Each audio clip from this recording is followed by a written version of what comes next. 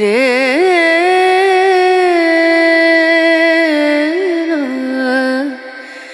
रे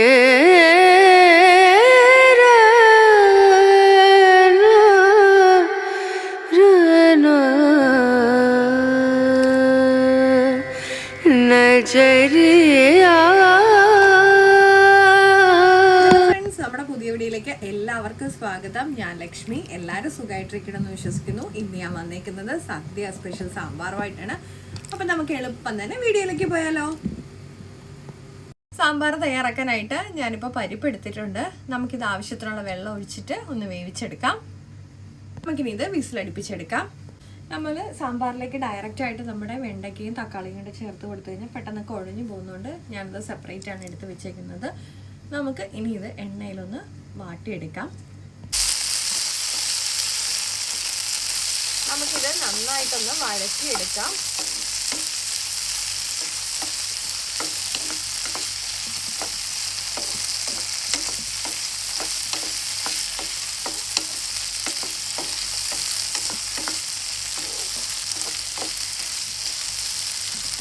നമ്മുടെ തക്കാളിയും വെണ്ടയ്ക്കയും ഞാൻ വഴറ്റിയത് മാറ്റി വെച്ചിട്ടുണ്ട്. അതിലേക്ക് തന്നെ ഞാൻ ലേശം തേങ്ങ ഒന്നിട്ട് കൊടുത്തിട്ടുണ്ട്. ഒത്തിരി തേങ്ങ ഇടുന്നില്ല.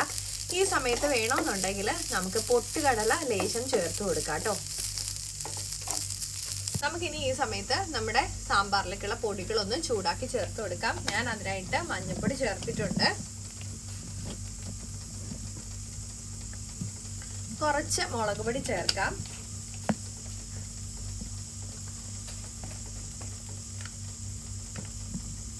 കുറച്ച് മല്ലിപ്പൊടിയും കൂടെ ചേർക്കാം. ഇതിലേക്ക് നമുക്ക് സാമ്പാർ പൊടി ഒന്ന് ചേർത്ത് കൊടുക്കാം.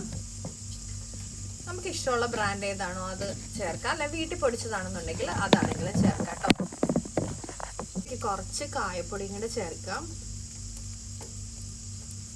ചിലത് സ്പെഷ്യൽ കായം സാമ്പാർ പൊടിയാണെന്നുണ്ടെങ്കിൽ നമ്മൾ അത് മാത്രം ചേർത്ത് കൊടുത്താൽ മതി. സെപ്പറേറ്റ് കായപ്പൊടി ചേർക്കണമെന്നില്ല. ഇനി ഇത് നമുക്ക് ജസ്റ്റ് ഒന്ന് ചൂടാക്കി എടുക്കാം. ലോ ഫ്ലെയിമിൽ ഇട്ടാട്ടോ ഞാനിത് ചെയ്യുന്നത്.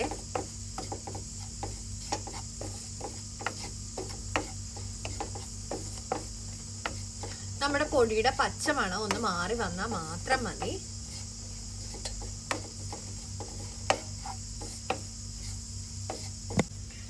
ഇപ്പൊ നമ്മുടെ പൊടിയുടെ പച്ചമണമൊക്കെ മാറി വന്നിട്ടുണ്ട്. നമുക്കിനി തീ ഓഫ് ചെയ്ത് കൊടുക്കാം. എന്നിട്ട് തണുത്തതിന് ശേഷം ഇതൊന്ന് മിക്സിയിൽ ചെറിയ ജാറിൽ വെച്ചിട്ട് ഒന്ന് അരച്ചെടുക്കാം.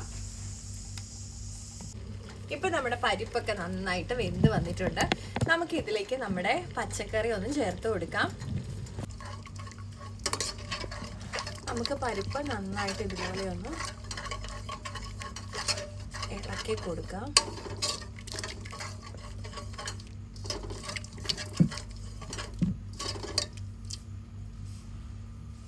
ശേഷം നമുക്ക് നമ്മുടെ പച്ചക്കറികൾ സാമ്പാറിലേക്കുള്ളത് ചേർത്ത് കൊടുക്കാം കേട്ടോ.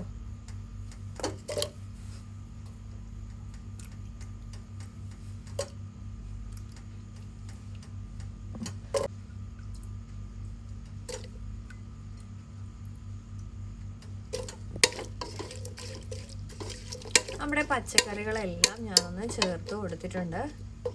അപ്പോൾ ഇതിൽ ആവശ്യത്തിനുള്ള വെള്ളം ഉണ്ട്. എന്നാലും ഒരു ലേശം കൂടെ നമുക്ക് വെള്ളം ഒഴിച്ചു കൊടുക്കണം. കുറച്ചൊഴിച്ചാൽ മതി.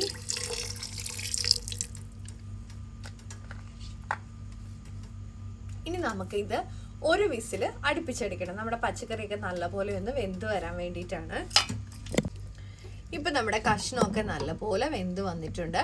നമ്മൾ പരിപ്പ് വേവിക്കുന്ന സമയത്ത് വേറെ പാത്രത്തിൽ വെച്ച് പച്ചക്കറി വേവിക്കണമെന്നുണ്ടെങ്കിൽ അങ്ങനെ വേവിച്ചതിന് ശേഷം ഇതിലേക്ക് ചേർത്ത് കൊടുക്കാം കേട്ടോ. ഞാനിപ്പോൾ ഇതുപോലെ സാധാരണ ചെയ്യാറുള്ളത്. ഇനി നമുക്ക് നമ്മൾ അരച്ച് വെച്ചേക്കുന്ന തേങ്ങയുടെ മസാലക്കൂട്ടും കൂടെ ചേർത്ത് കൊടുക്കാം. ഇപ്പം നമ്മുടെ അരപ്പ് ഞാൻ ഇതിനകത്തോട്ടൊന്ന് ചേർത്ത് കൊടുത്തിട്ടുണ്ട്. ലേശം നമ്മുടെ അരപ്പിലേക്ക് വെള്ളം കൂടെ ഒഴിച്ച് കൊടുത്തിട്ടുണ്ട് കേട്ടോ.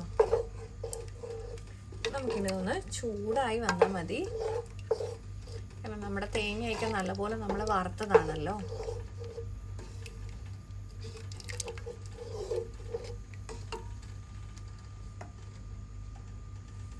നമുക്ക് ഈ സമയത്ത് കുറച്ച് പുളിവെള്ളം ചേർത്ത് കൊടുക്കണം.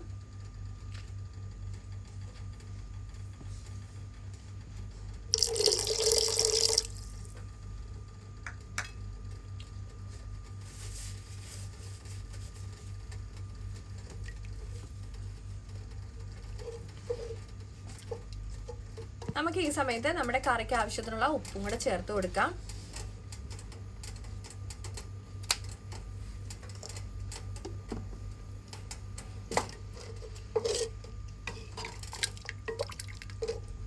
ഇനി ഇതെല്ലാം കൂടെ ഒന്ന് ചൂടായി വരട്ടെ.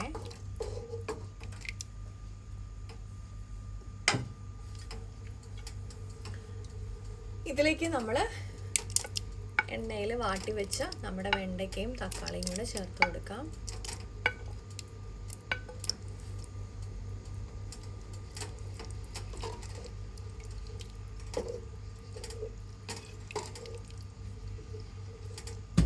ഇനി നമുക്ക് സാമ്പാറിലേക്കുള്ള കടുകൊന്ന് വറുത്തെടുക്കാം. അതിനായിട്ട് ഞാൻ വെളിച്ചെണ്ണ ഒഴിച്ചു കൊടുത്തിട്ടുണ്ട്. വെളിച്ചെണ്ണ ചൂടാകുമ്പോൾ നമുക്ക് കടുക് താളിച്ചെടുക്കാം.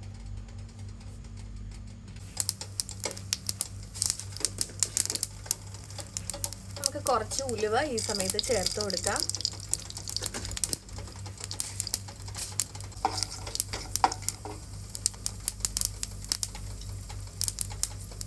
ഉലുവ ചൂടായി വരുമ്പോൾ നമുക്ക് ചെറിയുള്ളിയും ഉണക്കമുളകും കറിവേപ്പിലയും കൂടെ ഒന്ന് ചേർത്ത് കൊടുക്കാം.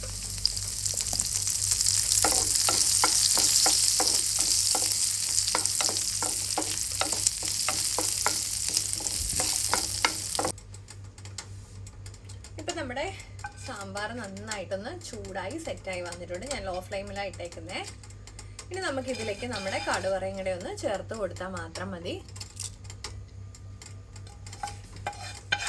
ഇപ്പം നമ്മുടെ തീയൊക്കെ ഓഫ് ചെയ്ത് കൊടുത്തിട്ടുണ്ട്. അപ്പം നമ്മുടെ സദ്യ സ്പെഷ്യൽ സാമ്പാർ ഇവിടെ റെഡി ആയിട്ടുണ്ട്. അപ്പം എല്ലാവരും ഒന്ന് ട്രൈ ചെയ്ത് നോക്കിയിട്ട് ഫീഡ്ബാക്ക് കമൻറ്റ്സ് വഴി അറിയിക്കണേ. ലൈക്ക് ചെയ്യാനും ഷെയർ ചെയ്യാനും കമൻറ്റ് ചെയ്യാനും സബ്സ്ക്രൈബ് ചെയ്ത് സപ്പോർട്ട് ചെയ്യാനും മറക്കല്ലേ. വീണ്ടും അടുത്ത വീഡിയോയിൽ കാണാം. നന്ദി, നമസ്കാരം.